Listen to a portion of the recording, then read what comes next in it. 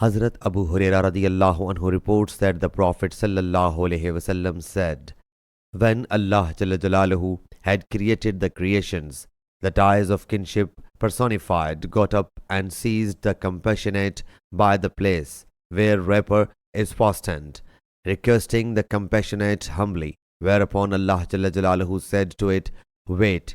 It submitted, this is the place where I seek refuge with you from being severed. He Jalla Jalaluhu said, are you not satisfied that I should reinforce the connection with him who keeps you and severe connection with him who severs you?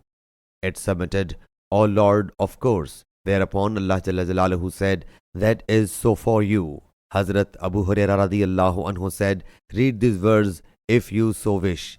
Do you then have the sign that if you get the authority, spread disorder in the land and sever your ties of kinship? Sahih Bukhari, Hadith number 4830.